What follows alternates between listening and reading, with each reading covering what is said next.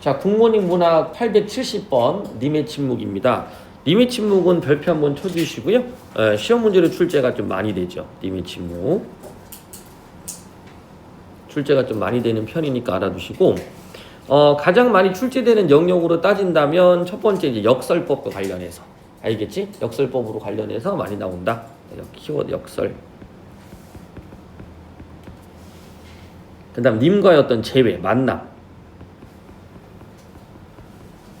이런 부분들이 있다라는 거.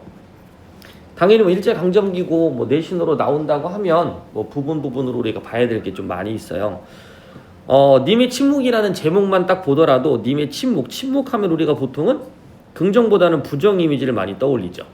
됐지? 그럼 만약에 이걸 부정이라고 생각했을 때 님이 침묵한다라는 얘기는 님과의 거리감이 느껴진다든지 또 뭐 이별한다든지 이런 요소들을 생각할 수 있을 것 같아. 그래서 님의 침묵의 의미가 어떤 것인지 우리가 판단을 해야 되는데, 작가를 한번 보세요. 작가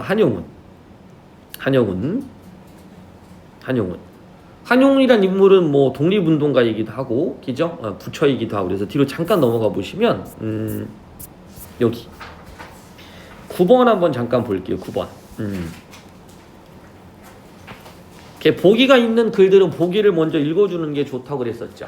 이제 보기를 읽고 보기에서 끌어낼 정보가 있으면 끌어내 주시면 되는데, 우리가 이제 한번 읽어보면서 정리만 한번 해볼게요. 우선은 님의 침묵, 님에다 표시 한번 해주시고, 한용운한테 님은 조국이기도 하고요. 조국. 그 다음 부처이기도 하고요. 그 다음에 연인이기도 합니다. 이렇게 다양한 의미를 지니게 되는데 우리가 이걸 상징이라고 부르죠. 상징은 비유와 다르게 제시문에 등장하고 있는 보조적인 관념이 있어. 이렇게 님으로. 됐죠? 근데 그것에 대한 원관념은 제시문에 나타나지 않아요. 알겠지? 그러니까 제시문에는 님 이렇게 나타나는데 그것에 해당하는 원관념은 제시문에 나오지 않는다. 그러다 보니까 작가의 삶이라든지 그 시가 쓰여진 시대적인 배경이라든지 이런 요소들을 바탕으로 해서 그 상징적 의미를 추론해야 돼. 그래서 반영론적 관점, 시대를 반영한다고 하죠. 그렇게 봤을 때는 님은 조국이라고 볼 수 있고요. 표현론적 관점, 이건 작가를 중심으로 하는 거지, 그지? 예. 그럴 경우에는 부처로 볼 수도 있고요. 그렇게 이렇게 외제적 관점 말고 내재적 관점으로 접근한다라고 했을 때는 연인, 사랑하는 사람, 됐죠? 사랑하는 연인. 절대주의적 관점이라고도 하죠. 상징이라는 것은 여러분들이 제시문에서 어떻게 해석하느냐에 좀 달라질 수 있기 때문에 그 관점을 좀 명확하게 줄 필요가 있죠. 작가에 대한 이해도 필요합니다. 상징적인 시들은 이렇게 보기를 통해서 어느 정도는 의미를 여러분들이 좀 구성해 볼 수 있게끔 정리가 되어 있으니까 보기 읽으면서 좀 정리를 한번 해봅시다.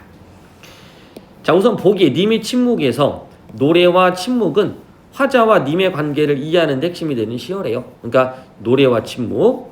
한용운은 시 반비례에서 당신이 노래를 부르지 아니한 때에 당신의 노랫가락은 역력히 들립니다. 그려. 당신의 소리는 침묵이에요 라고 했다. 침묵이라는 부재의 상태에서 아까 우리가 봤었죠. 그죠? 침묵이라는 부재의 상태에서 님의 실제를 본 것이다. 화자는 그래서 님을 향해 노래를 부르는 거죠. 그지? 그러니까 이런 형태로 한번 보면 되겠네. 이 부재라는 것, 그러니까 침묵이라는 것은 님의 부재를 나타내는 거고요. 됐죠? 화자는 님을 향해 그 노래, 님을 위한 노래, 또는 뭐 님을 위한 영원한 사랑, 뭐 이런 것도 되겠지? 그런 노래를 부르겠다. 이거는 화자의 의지의 표현이다 라고 볼 수 있겠지? 누구에 대한? 님에 대한. 시 나의 노래에서 나의 노래가 산과들을 지나서 멀리 계신 님에게 들리는 줄 안다고 했다. 이는 화자가 자신의 노래에 임과 근원적으로 소통할 수 있는 힘을 부여한 것으로 볼 수 있다. 그러니까 이거는 자신의 노래에 님과 근원적으로 소통할 수 있는 힘. 됐지? 네. 노래의 의미가 풀렸네. 자, 그럼 제시문 이제 한번 보면서 이야기를 또 한번 해보자. 그래서 님의 침묵에 대한 거나 한용운의 어떤 삶의 모습들도 뭐 여러 가지가 나올 수 있겠지만 아까 말한 대로 승려, 독립운동가였다는 거 기억해 주시고요. 되게 특이한 게 한용운이 8월 29일 날 태어나셨대요. 이해관이 이렇게 8월 29일 날. 근데 님의 침묵이라는 작품이 탈고된 때도 8월 29일이고, 그지? 우리 한일 병합이 일어난 병술국치, 그지? 요때도 특이하게 또 8월 29일이래요. 이해갔지? 그러니까 뭔가 조금 우연치 않지만 한 번 정도 알아두시고, 그러니까 이런 것들을 좀 기억해놔. 요즘에 고등학교 3학년 그 비문학 지문에 근현대사에 대한 이야기들이 좀 많이 나오거든요. 그래서 이제 역사가 잘 안 돼 있는 친구, 한국사들 잘 안 돼 있는 친구들 같은 경우는 또 글 읽을 때 또 어려워하는 케이스 생기더라고. 그지? 더군다나 이제 책이 두 권으로 나뉘죠. 그지? 책이 두 권으로 나뉘어, 한국사가. 좀 어려워지니까 대비도 조금 많이 해주셔야 될 거예요. 자, 이제 한번 가봅시다. 자, 내용을 한번 이제 읽어보면서 정리해 봅시다. 산문시 형태처럼 쭉 줄글로 이어져 있죠. 근데 이 시는 표시를 이쪽에다 좀 복잡해서 여기다 놔놨는데 이렇게 기승전결로 구분이 됩니다. 그죠? 우선 기승전결이라고 써볼게요. 기승전결. 이렇게 기승전결로 되어 있는 것을 우리는 전통적 한시 방식이다라고 표현하게 돼요.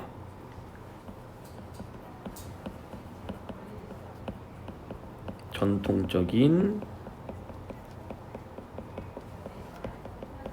한시 방식이다. 전통적 한시 방식. 됐죠? 전통적 한시 방식. 기승전결. 그래서 기는 시상이 출발하는 거야. 기는 시작이라고 생각하면 되고, 승이라는 것은 그걸 한 번 더 반복 고조시켜 주는 거. 그 다음 전은 감각적으로 딱 오죠. 그죠? 직관적으로 전환된다. 그 다음 마지막엔 결, 말 이렇게 되겠네. 기승전결로 되어 있다. 전통적 한시 방식이다 라고 생각하시면 돼요. 기승전결로 구성이 되어 있다고 하면 이런 것도 형식적인 측면에서 현대시라고 하면 전통의 계승이라고 할 수도 있어요. 이런 식의 표현을 또 쓰기도 하지. 그지?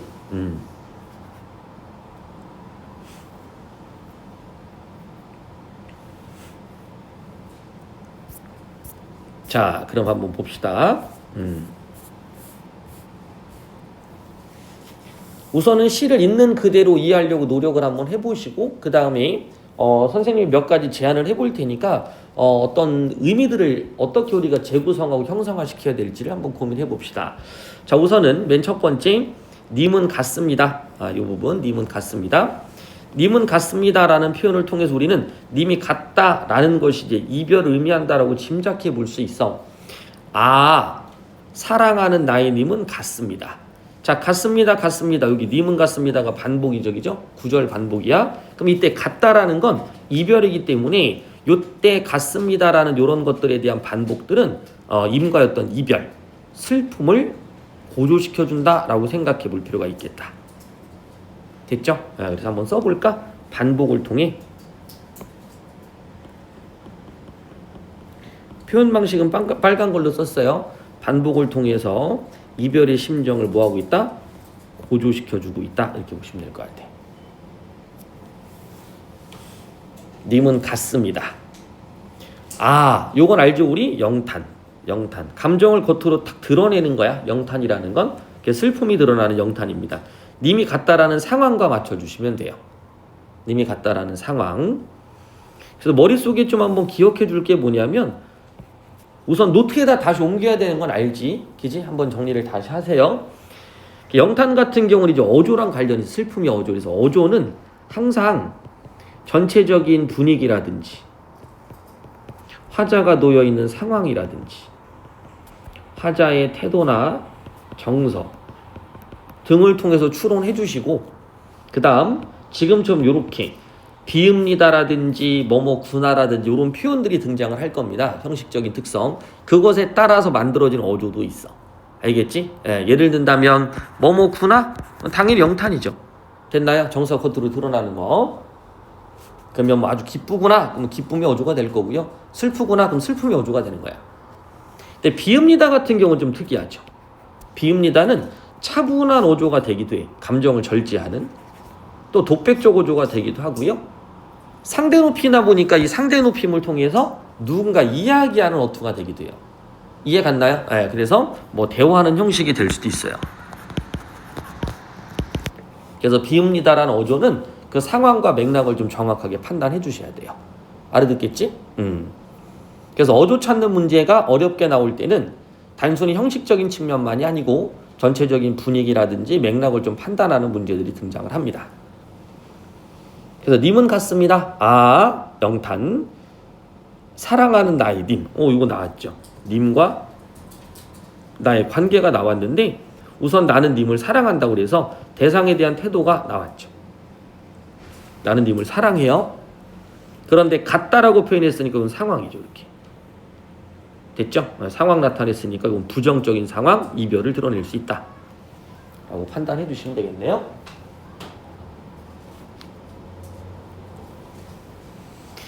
자, 푸른 산빛을 깨치고, 깨치다라는 것은 깨뜨리다. 예, 깨치고 단풍나무 숲을 향하여 난 이렇게 방향으로 난 작은 길을 걸어서 차마 떨치고 갔습니다. 그 문맥을 살펴보면 이 얘기지. 푸른 산빛을 깨쳤어. 그리고 작은 길을 걷는데 그 작은 길 어디냐면 단풍나무 숲을 향하는 길이야. 그러니까 밑에 요거를 잘 봐주시면, 자, 봄 희망인데 이 봄과 희망을 뭐 했다? 그렇죠. 깨쳤다고 표현한 거야. 이해 갔지? 봄과 희망을 깨치고 어디로 갔다? 그렇지. 가을을 향해 가는데 이 단풍나무 숲이라는 이 가을은 단풍나무기 때문에 잎이 떨어지는 이미지를 주잖아. 잎이 떨어진다라는 걸 우리는 좀 어려운 말로는 조락이라는 말을 써요. 조락. 이거 끝나고 나서 이따 제망매가를 좀 할 거거든요. 떨어지는 잎, 이렇게 하강적 이미지인데 그 잎이 떨어진다라는 걸 이제 조락이라고 생각해 주시면 돼요. 그러니까 단풍나무 잎이라는 건 너희들이 생각했을 때 단풍나무 아름답지 않나 이게 아니라 앞에 나와 있는 푸른 산빛을 깨치고 단풍나무로 넘어갔으니까 이때 단풍나무는 이 푸른색이라는 것과 대조적인 특성을 드러낸다고 봐주셔야 돼요. 이해 갔지? 그래서 푸른 산빛은 봄, 다시 말하면 생명력을 나타내는 것이고 단풍나무 숲은 소멸적 이미지를 나타내는 거야. 이해 갔지? 그래서 아주 좋은 상황을, 됐죠? 예, 깨트리고 부정적인 상황으로 가고 있다라고 보시면 되겠지. 됐죠? 이게 지금 처지입니다. 님이 놓여있는 처지예요. 어떤 부분들은 조국이라는 측면으로 해석하는 게 훨씬 더 이해가 잘 들어오기도 해.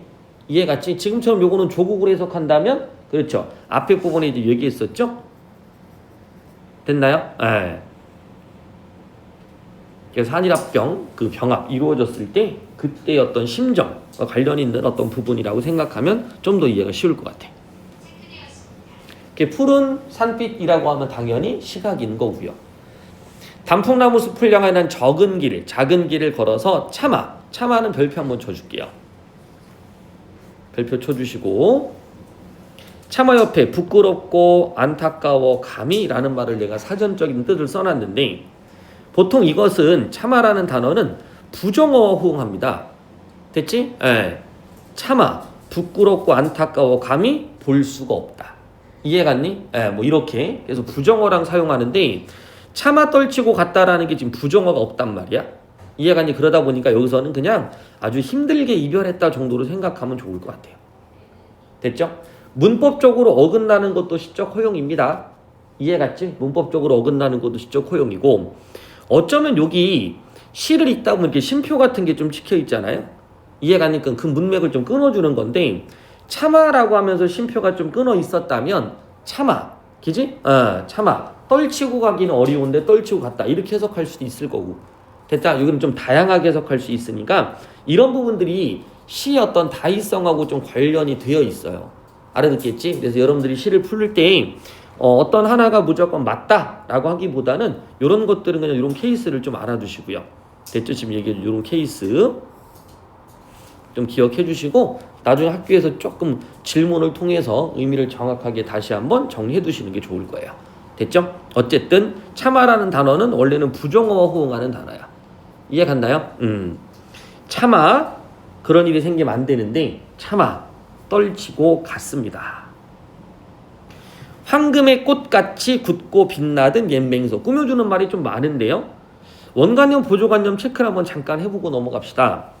황금의 꽃이니까 꽃이 황금인 거야. 이해 갔나요? 예, 황금의 꽃이야. 그러니까 꽃이 황금인 거지. 요렇게 연결된 거야. 그런 황금의 꽃 같이 굳고 빛나든 옛 맹서니까.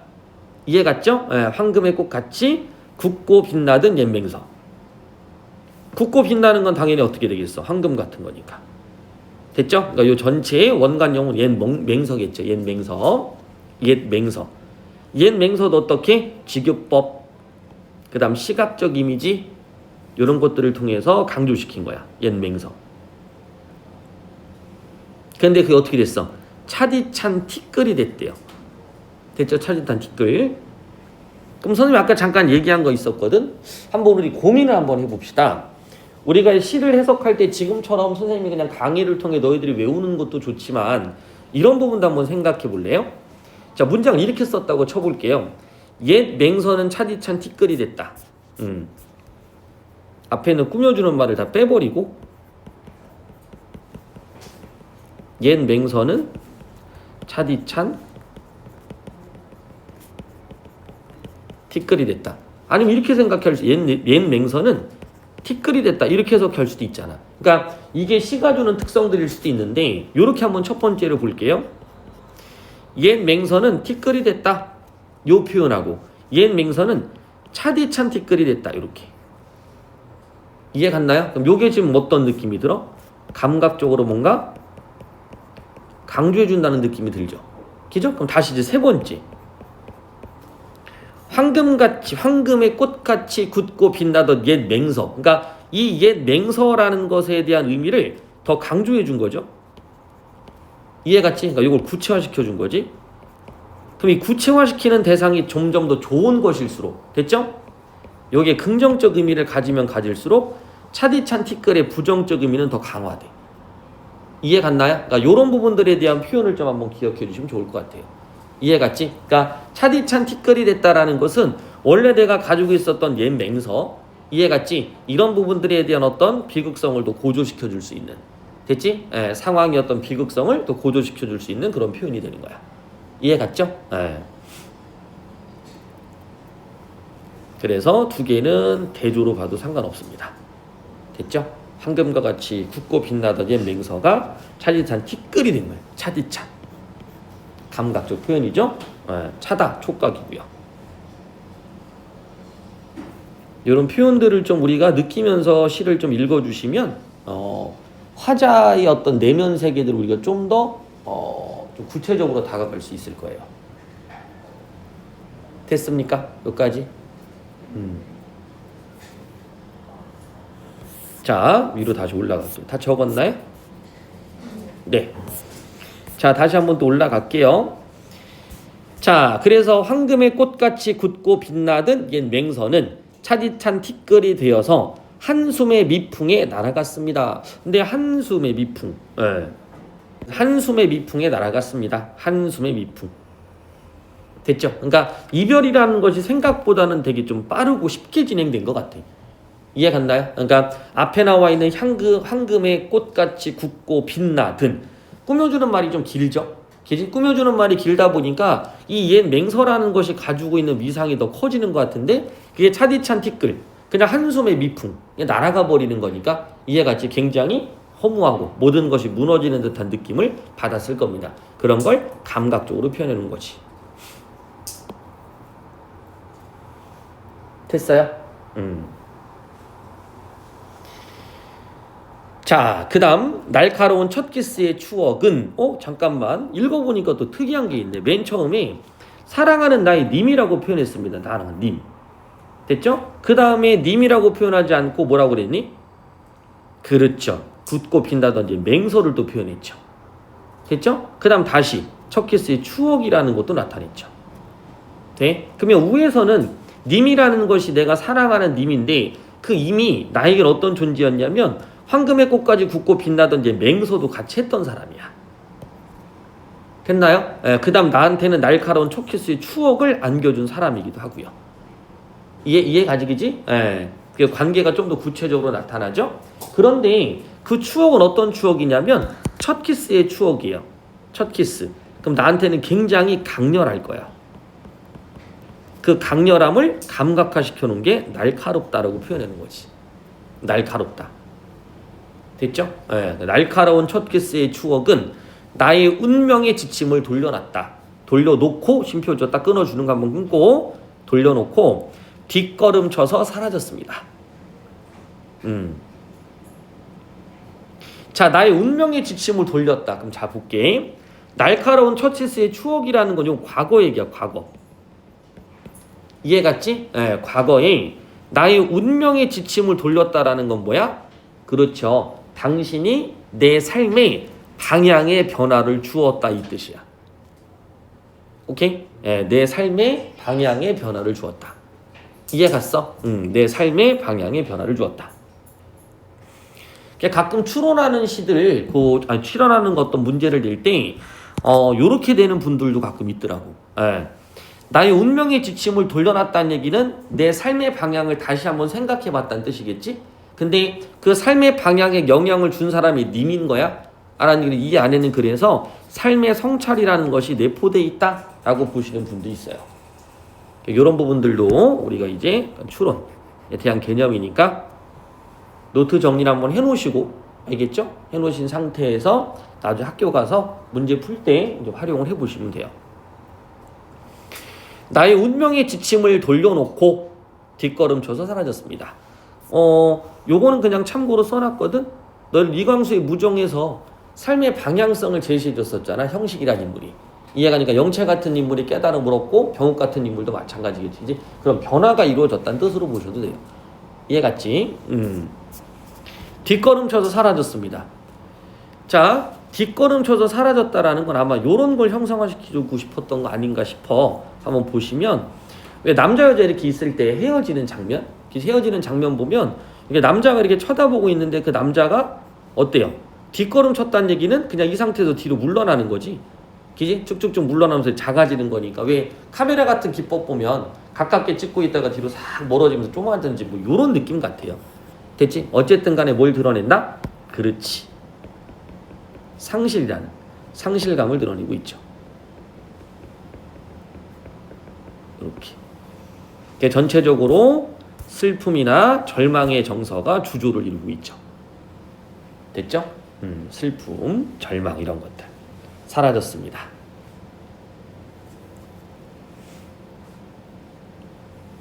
자, 떨치고 갔다, 사라졌다, 그죠? 그다음 뭐 날아갔다. 나는 향기로님의 말소리에 기먹고 꽃다운님의 얼굴에 눈이 또 멀었다 이런 표현들, 그지? 다 보니까 어때요? 다 부정적인 어떤 의미들을 좀 지니고 있지. 근데 요거는 좀 잘 봐야 되겠다. 향기로운 님의 말소리. 요거는 청각의 후각화. 공감각적 침상은 시험 문제 출제가 많이 됩니다. 알겠죠? 빈출이에요, 빈출. 그래서 공감각적 침상은 체크를 정확하게 해주셔야 돼요. 공감각적 침상, 청각의 후각화. 다른 말로는 감각의 전이라고도 하죠. 감각의 전이. 감각의 전이. 한 번 정도 따로 정리해 두시면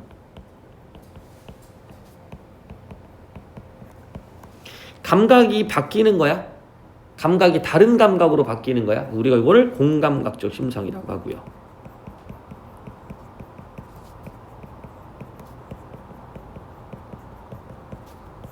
이런 것들이 입체감을 좀 드러내죠.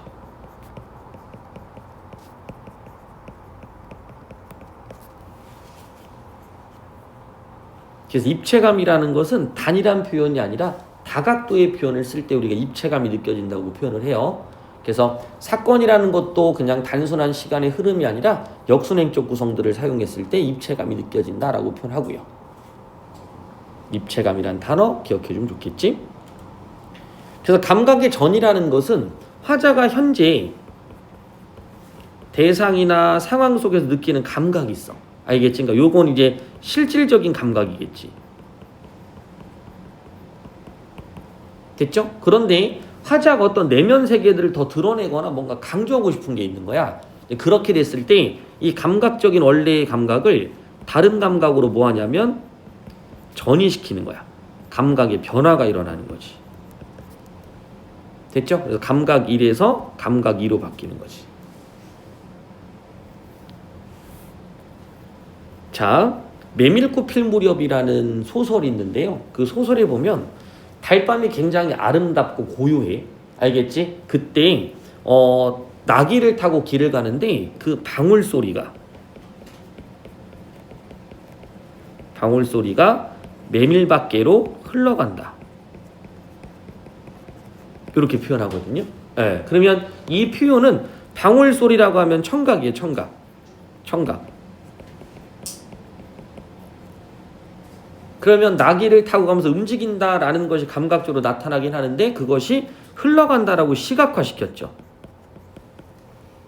됐죠? 시각화. 그러니까 아까 말한 대로 메밀꽃이 피어있는 밭 쪽으로 이 방울 소리가 넓게 쫙 퍼지는 모습이야. 이해 갔니? 그럼 첫 번째는 뭐야? 메밀밭이 굉장히 넓다라는 것도 있겠고, 그죠? 첫 번째 이런 걸 막 상상해 볼 수 있죠. 메밀밭 쭉 펼쳐져 있다. 그다음 두 번째 뭔가 고요하다. 이해 갔나요? 그래서 이런 것들이 바로 뭘 나타낸다? 그렇지, 낭만성. 이런 것들을 부각시켜 주는 거야. 됐죠? 그러니까 감각이라는 것은 당연히 강렬한 어떤 느낌을 줄 수 있어. 그 하나만으로도. 근데 이 하나만으로도 끝나지 않고 다른 뭔가 이렇게 변하죠. 됐죠? 그렇게 되면 바로 이런 또 뭔가 의미를 또 드러내는 거예요. 내면 세계를.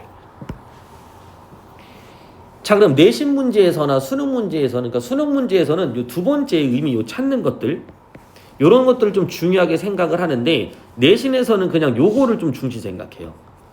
알겠지? 청각이 무엇으로 바뀌었느냐? 알겠니? 시각이죠, 시각. 됐죠? 시각. 됐나요? 자, 한번 볼게요. 요건 좀 쉬워. 쉬우니까 첫 번째는 쉬운 거. 많이 했던 거지. 푸른 종소리. 요게 첫 번째 문제 유형. 기본 개념 확인하기. 자, 두 번째. 파란 바람. 약간 좀 규정에 가까운 거야. 약속이야, 약속. 원래 우리가 수학 같은 경우는 개념을 정해놓으면, 개념을 공부해, 공식 같은 걸 공부하면 그것을 적용하는 거잖아. 됐지? 그래서 적용하는 때 딱 들어맞다. 그래서 일반화가 된 걸 우리가 개념이나 이론이라고 하거든요. 근데 국어는 개념이나 이론을 딱 정해놨는데, 근데 뭔가 애매해. 딱 일반화되지가 않아. 어떨 때는. 그럴 때는 그냥 우리가 외우셔야 돼. 알아듣겠지? 그냥 외우셔야 돼요. 이게 두 번째 유형이고, 세 번째. 이 분석적 접근을 해야 되는데 좀 어렵다라는 거지. 울음이 타는 가을강. 이렇게. 울음이 타는 가을강. 자, 첫 번째 개념. 푸른 종소리. 종소리가 푸르다. 그지? 종소리가 푸르다 그랬으니까 종소리. 원래 종의 소리는, 종은 청각이잖아. 원래 청각이잖아. 그지 않아요? 종소리 시각으로 듣는 사람이 없잖아. 그지? 다 뭘로 들어? 청각으로 듣죠? 근데 그걸 뭘로 바꿨어? 푸른색으로 바꿔버린 거야. 이해가 니? 시각으로. 됐니? 그럼 종소리라는 것은 우리가 보통 희망을 나타내는데 그것이 하늘의 색깔과 같은 푸른색으로 나타난다면 그 희망이 더욱더 감각적으로 느껴질 수 있겠지. 이해갔지? 그런 느낌이야. 자, 파란 바람. 자, 바람이 있는데 선생님, 바람 자체도 이걸 감각으로 봐야 되나? 이 자체만으로도? 여기서 이제 논란이 있어. 이건 잘 생각하셔야 돼. 초록색으로 적는 나이. 학교에서 따져봐야 돼, 학교에서. 바람이라는 것이 바람 소리. 소리로 들릴 수 있어. 청각도 돼. 됐죠? 바람이 부는 걸 우리는 뭘로 느끼기도 해? 그렇죠. 피부로 느끼죠? 됐나? 그럼 바람은 촉각이 되기도 할 수 있어. 바람에 잎사귀가 흩날리고 있죠. 그치? 그럼 흩날리는 것들이 시각이란 말이야. 그러면 바람이 줄 수 있는 것이 도대체 어떤 감각이냐? 바람이 촉각이라는 거랑 묶였을 때, 바람이 시각이라는 거랑 묶였을 때 다른 대상들이 다 존재하거든. 근데 바람은 그냥 혼자 움직일 때는 소리가 나잖아. 이해가 안 돼? 그래서 바람이라는 것을 뭐라고 생각한다? 그렇지. 우선 청각으로 잡고 싶어. 이해 갔나요? 예. 바람이라는 걸 소리로. 자, 또 하나 잠깐 볼게. 비. 자, 비는 감각이 뭔가 한번 생각해 볼까요? 자, 비라는 것도 봐봐. 비가 내리면 우리가 비를 맞는다. 그럼 비를 맞으면 촉각적 이미지가 될 수도 있지. 빗소리가 들린다 그러면 청각도 되는 거잖아. 비가 내린다 그러면 시각도 되는 거잖아. 이해가 안 나니까 이런 게 너무 복잡한 거야. 이해갔지? 어떤 친구는 또 이럴 수도 있어. 선생님 저는요, 바람은 시각으로 들리는 것보다는 그냥 어우 추워, 의수를 느끼는 거니까 촉각이 더 맞는 것 같은데, 이렇게 상식적으로 접근하다 보면 너무 헷갈리는 거야. 그래서 뭘 해야 된다고? 규정을 해야 된다. 외우셔야 돼. 이해가 안 돼. 그냥 외우시는 거야. 그래서 바람은, 파란 바람은 뭘로 본다? 그냥 촉각으로 잡는다. 이해가 안 돼. 촉각으로 그냥 잡는 거야. 됐지? 예. 자, 여기 봐요. 그럼 비는 뭘로 잡는데요? 비를 지족구에서 한번 문제를 냈는데 비 자체는 감각이 없다 이렇게 내죠, 선생님이. 이해가 안 돼? 비 자체만으로는 감각이 안 되고 빗소리가 들린다. 근데 또 그 선생님은 바람은 뭔데? 그럼 바람은 촉각이다. 이해가 안 돼? 파란 바람은 또 뭐가 된다? 그래서 공감각이 된다. 뭐 이렇게 표현을 한단 말이야. 그러니까 이게 아까 말한 대로 수학처럼 딱 명확하게 떨어지는 개념이 아니야. 이해가 안 돼? 적용이 다 적용이 되고 일반화되는데 뭐 조건에 따라 달라지는 이런 게 아니라 그냥 외워야 되는 것들이 있어. 알겠지? 그래서 파란 바람은 그냥 암기성이야. 이해갔지? 파란 바람은 그냥 뭐 한다? 암기를 해주셔야 돼요. 요게 유성구에서도 한번 문제가 됐었어. 한 선생님은 이거는 공감각이 아니다. 왜? 바람은 감각이 아니니까, 비는 감각이 아니니까, 그러니까 이건 그냥 시각이다. 옆에 있는 선생님들은 파란 바람은 공감각이 맞는데, 근데 반속고 1학년에 이 교재가 나와.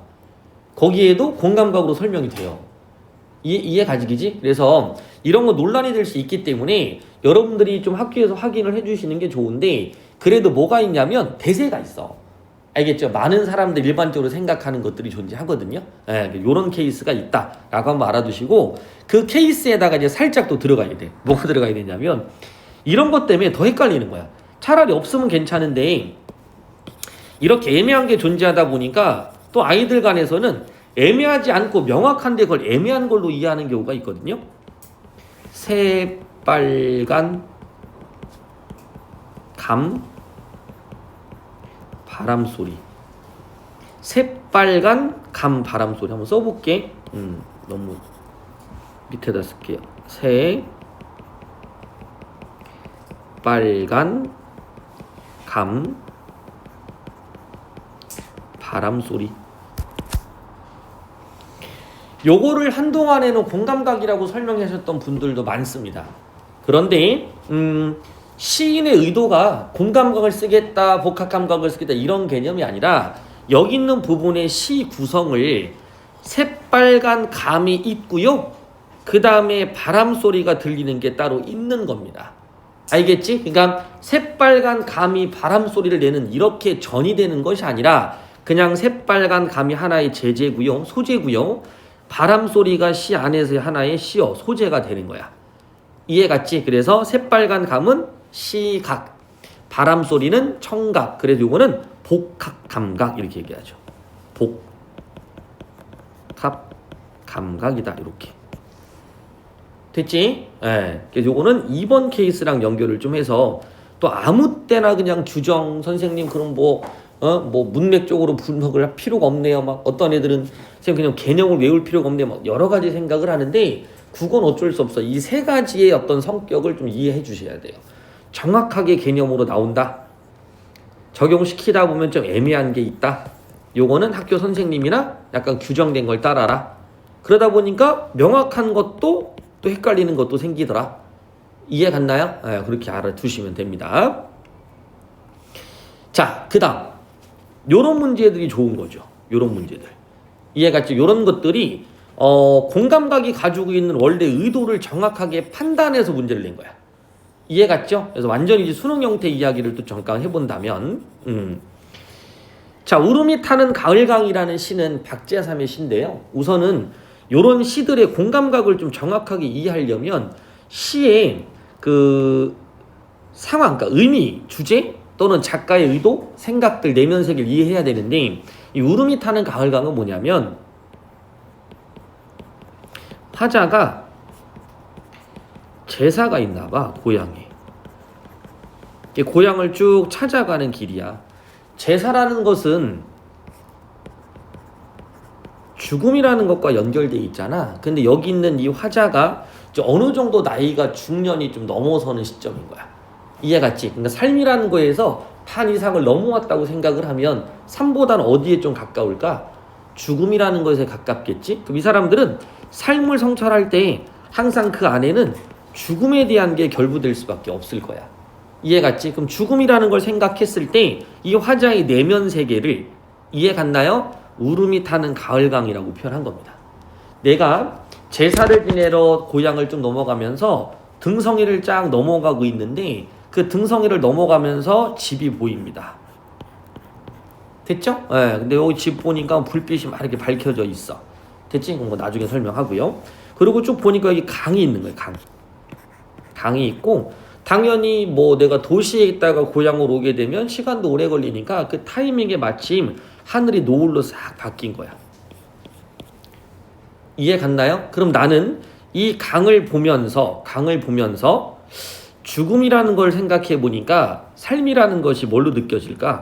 슬픔으로 느껴질 겁니다. 이해 갔죠?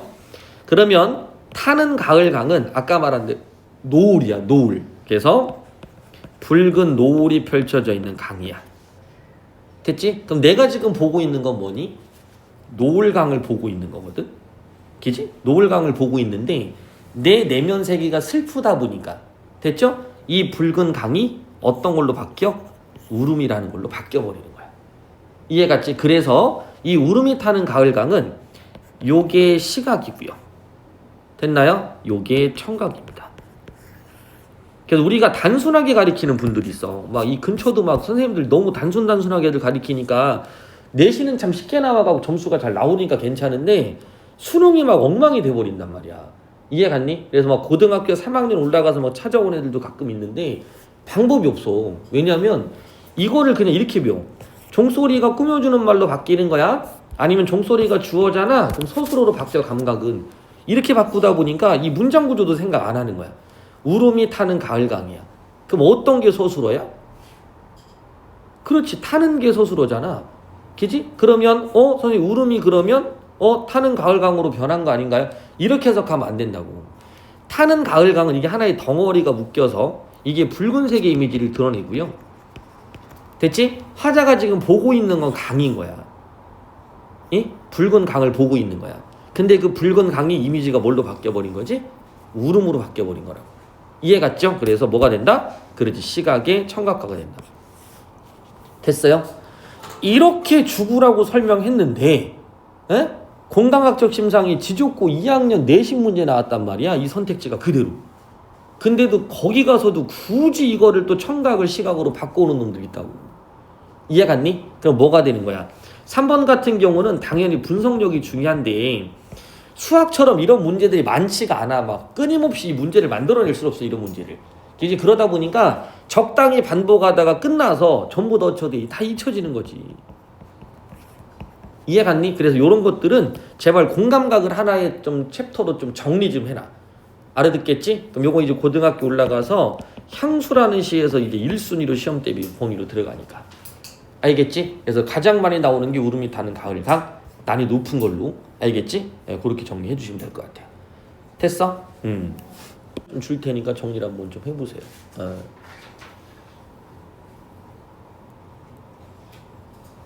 제일 짜증나는 게 2번이야, 2번.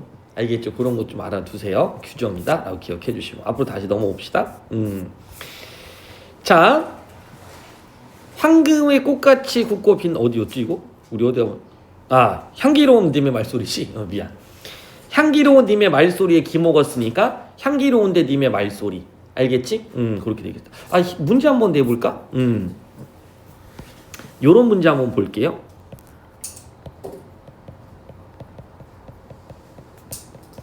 청양은 잔해지고 낙콩은 오세진다. 아이고 예자를 자꾸 이렇게 쓰네. 훈민정음 때문에 자꾸 이렇게 되네. 오세진다. 됐죠? 에. 청양은 잔해지고 낙콩은 오세진다. 공감각적 심상이 쓰였니? 안 쓰였니? 그랬더니 대구법인데 이러는 놈인데 그거 말고 감각만.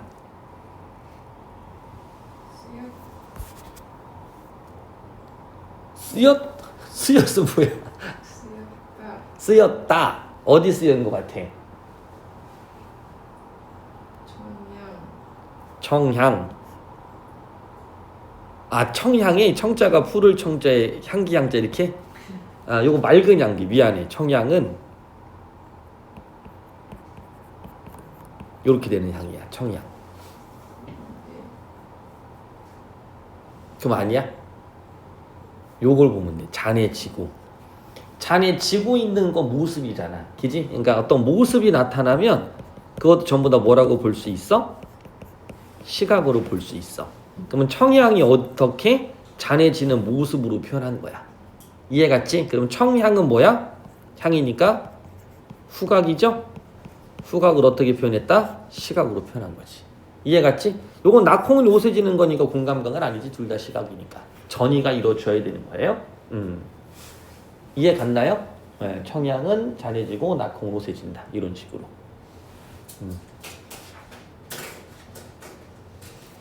자, 그렇게 체크 한번 해주시고 노트 정리 다 하고 나중에 프린트도 다 나눠줄 거야. 알겠지? 네. 나는 향기로운 님의 말소리에 기먹고 꽃다운 님의 얼굴에 눈 멀었습니다. 그러니까 요거는 그냥 간단하게 생각하면 님에 대한 사랑 때문에 콩깍지가 씌었다 이렇게 볼 수도 있어. 알겠죠? 근데 요렇게 볼 수도 있겠지. 향기로운 님의 말소리에 귀를 먹고요. 꽃다운 님의 얼굴에 눈을 멀었다는 얘기는 마지막에 보고 들은 것은 임이라는 거야. 이해갔지? 그러니까 님 얼굴 외에는 다른 사람은 나한테 이제 보이지 않아. 님의 소리 외에는 나는 다른 소리도 들리지 않아 이제. 그 이유는 뭐야? 나에게는 오직 임밖에 없다 이 뜻이야. 알겠습니까? 절대적 존재라는 거지 화자한테. 이때 절대적 존재는 절대자라는 뜻이 아니에요. 알겠지? 절대자라는 뜻이 아니라 뭐 표현한다면 그냥 이런 느낌? only you? 이런 느낌이야. 이해갔니? 오직 나에겐 너밖에 없어 이런 느낌. 됐죠? 절대적 존재. 됐지? 또 하나 이렇게 볼 수도 있겠지. 나는 향기로운 님의 말소리에 귀를 먹었다는 얘기는 그 소리에 내가 막 엄청 집중을 한 거야. 꽃다운 님의 얼굴에 내가 엄청 집중을 한 거지. 이해가니까 온 힘을 다 퍼본 거야 거기다가.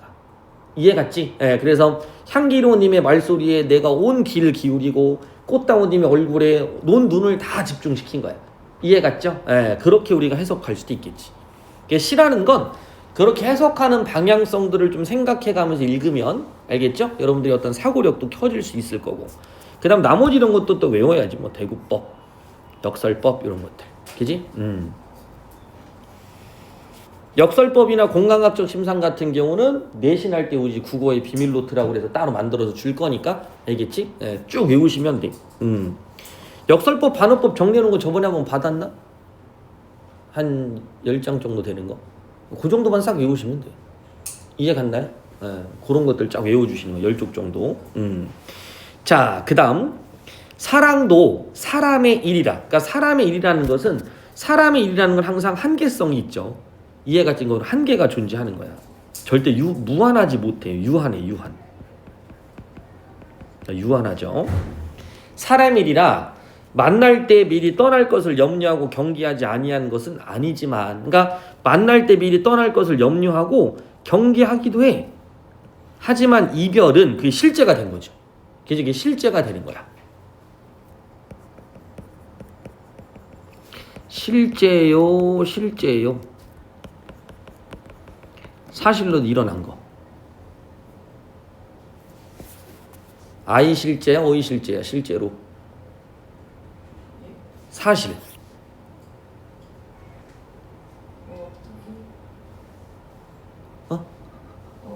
그렇지. 요건 이제 실제한다는 건 존재한다는 뜻이야. 실제 있어. 이 뜻이고 사실이야. 이별은 뜻밖의 일이 되고 놀란 가슴은 새로운 슬픔에 터집니다. 됐죠? 이별은 뜻밖의 일이 되고 놀란 가슴, 새로운 슬픔에 터지는 거야. 그러니까 분명히 떠날 것을 염려한다라는 것 자체가 어떤 고뇌나 내적 갈등이나 이런 게 있을 거야. 살아가면서. 근데 그것이 이별이 딱 되니까 그건 완전히 뜻밖의 일이 되고 놀란 가슴이 새로운 슬픔으로 터져버렸겠지. 그지?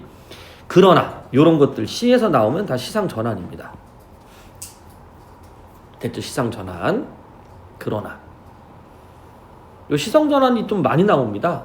시상전환 많이 나오니까 다음에 우리가 배에 나올 백석시 있어. 백석시도 시리즈로 배울 거야. 백석시도. 우리 윤동주 씨 한번 쫙 공부했었죠.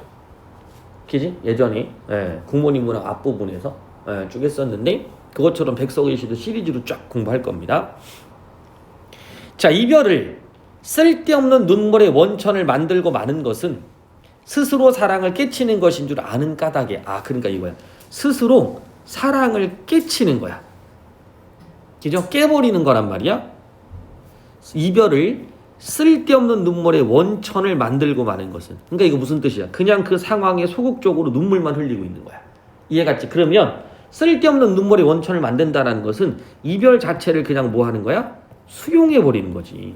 그냥 체념해버리는 거고 그냥 절망해버리는 거야. 됐죠? 그것은 뭐 하는 것이다? 사랑을 깨치는 거야. 그러니까 이 시인은 이별 자체가 사랑을 깨는 건 아니라고 생각한 거야. 이별이 있을 수도 있어. 근데 우리가 다시 만난다라는 걸 생각하고 노력을 하면 되는 거거든. 그러면 요때 이별이라는 것을 요렇게 바꿔보자 그냥. 뭔가 부재하거나 결핍의 요소라는 단어로 좀 관념화 시켜보는 거야. 부재나 결핍. 없다. 그럼 없는 상태에서 그냥 눈물 흘리는 것은 그냥 그 상황을 인정하는 것밖에 안 되잖아. 이해갔지? 그러니 걷잡을 수 없는 슬픔의 힘을 옮겨서 걷잡을 수 없어. 가로 묶어줄게. 걷잡을 수 없어요. 내가 어떻게 할 수 없는 거야. 걷잡을 수 없는 슬픔의 힘을 옮겨서 새희망의 정수박이에 들어붓습니다. 됐죠? 그럼 보이지? 새희망의 정수기에 그냥 부었다 이것도 아니라 그냥 들어붙는 거예요. 그냥. 됐나요? 어떻게 본다면 이 화자는 여기서 태도가 확 변했다고 볼 수 있겠죠. 됐죠? 그래서 요때 시상 전환이 되면서 모두 변한 거야. 태도도 변화가 이루어진 거지.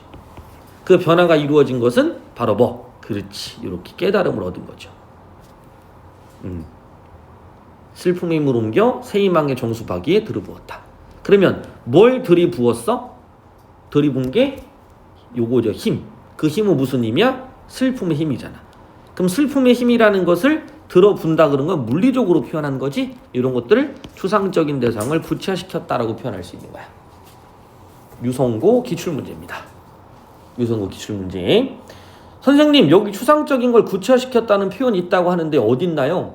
그때 학생들은 뭐를 배웠었냐면 동짓달 기나긴맘 이런 시들 같은 거 배우면서 요것에 대한 개념을 공부하고 있었을 때야.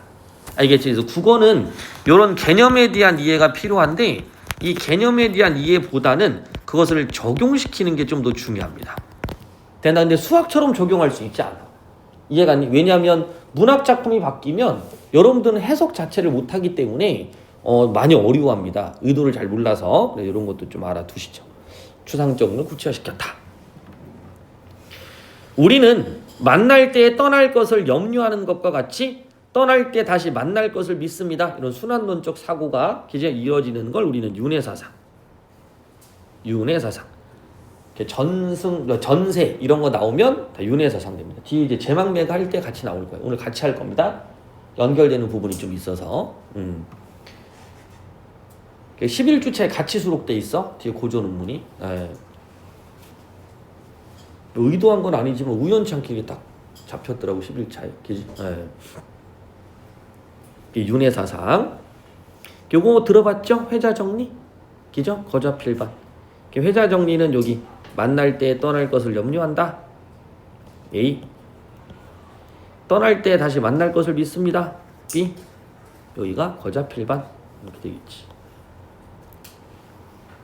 김소래 씨에서 이별은 수용에 조금 많이 가깝다면 한용운의 시는 만남에 좀 가까우니까 그 만남에 대한 걸 좀 알아두시고요. 자, 다시 만날 것을 믿습니다. 그건 뭐야? 이별 후에 만남에 대한 확신을 갖고 있죠. 난 믿는다. 다시 만날 것을 믿는다. 그러니까 어떻게 하겠어? 난 만날 걸 믿으니까 그래. 그럼 나는 님은 같지만 됐죠? 나는 님을 보내지 않겠다. 됐죠? 나는 님을 보내지 않겠다. 이런 게 의지. 내적인 힘이 있는 거죠. 나는 님을 보내지 아니하였습니다. 그리고 어떻게 했어? 님을 보내지 않고 님에 대한 뭐가 있겠니? 끊임없는 사랑을 하겠죠? 제 곡조를 못 이기는 사랑의 노래는 됐나요? 제 곡조를 못 이기는 이런 표현들이 어떻게 보면 대단한 표현 같아. 야, 제 곡조를 못 이기는 사랑이라고 하면 어떤 사랑인지 좀 알겠어? 우리가 보통 요런 말 많이 쓰거든요. 겹다? 오케이? 눈물겹다? 어떤 감정을 억누르지 못해서 이렇게 올라오는 거거든요. 그게 겹다야. 그지? 근데 사랑이라는 것을 왜 막 푹 받쳐오르다 이런 말도 들어봤을 건데 제 곡조를 이제 못 이기는 거야. 이해 갔나요? 제 곡조를 못 이기는 사랑의 노래는 님의 침묵을 휩싸고 도는 거니까 제 곡조를 못 이기는 사랑의 노래는 어떤 노래일까?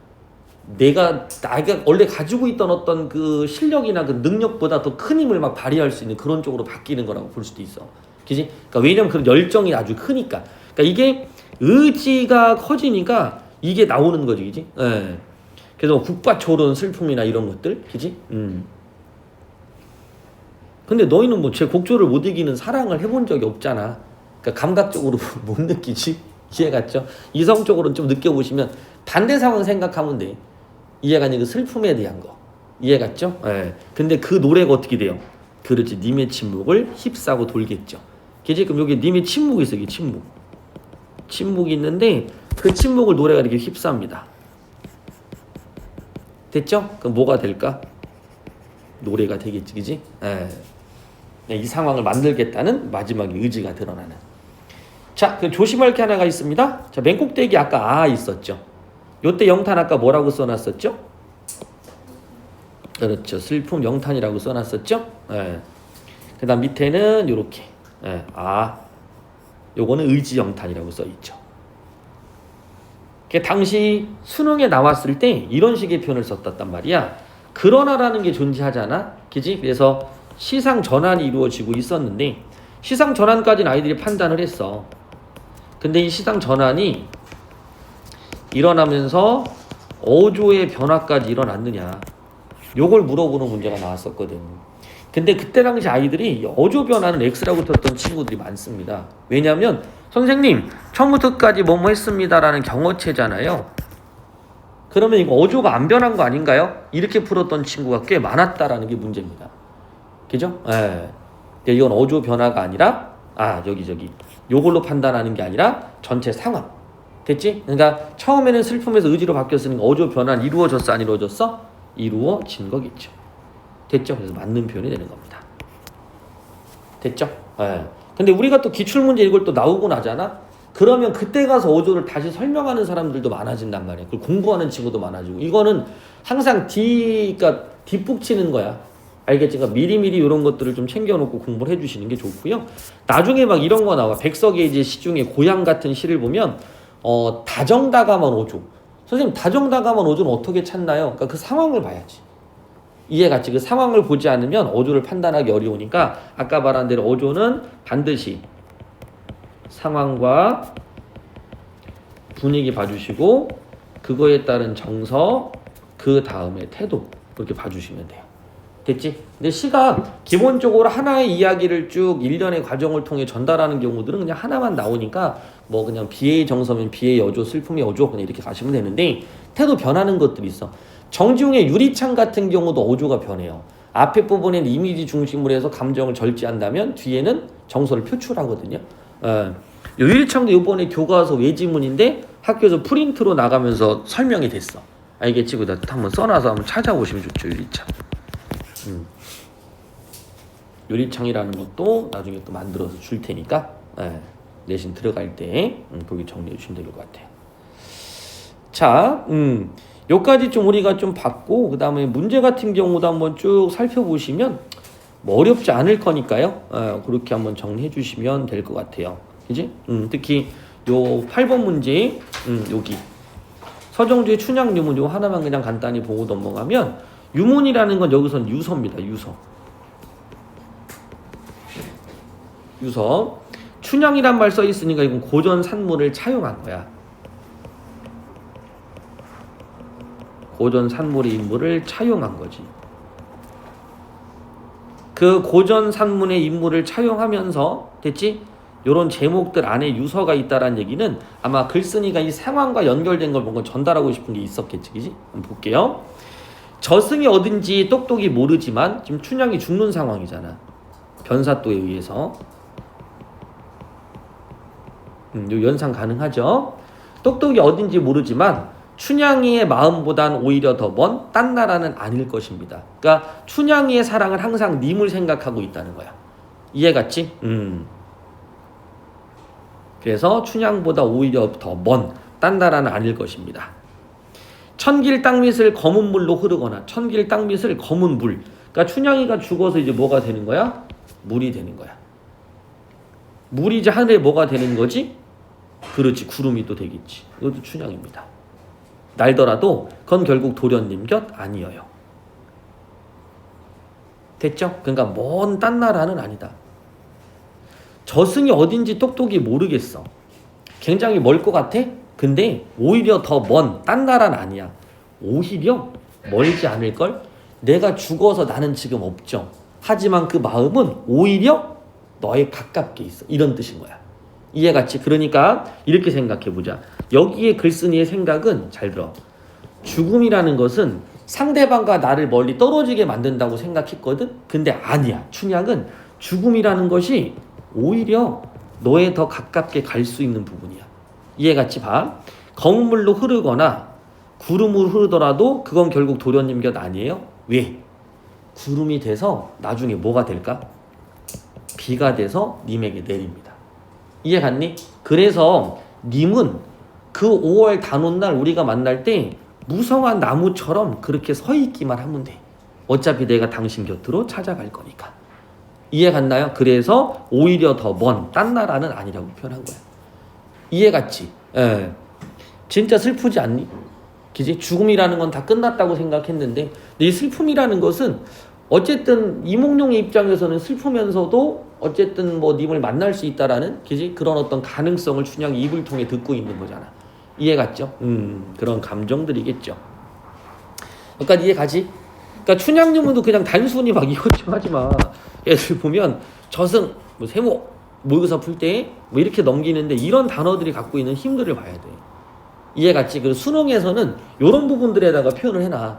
이해갔지? 그래서 춘향은 오히려라는 단어를 통해, 이해갔니? 죽음이라는 것이 역설적으로 님에게 더 가깝게 갈 수 있는 상태라고 표현하고 있다. 뭐 이런 식으로. 그럼 또 여기도 역설적이라고 하면 또 역설법은 아닌 것 같은데 또 이렇게 푼단 말이야. 지금 소통이 안 되는 거야 자꾸. 그러니까 이런 부분들을 자꾸 뭐 해야 돼? 배우셔야 돼.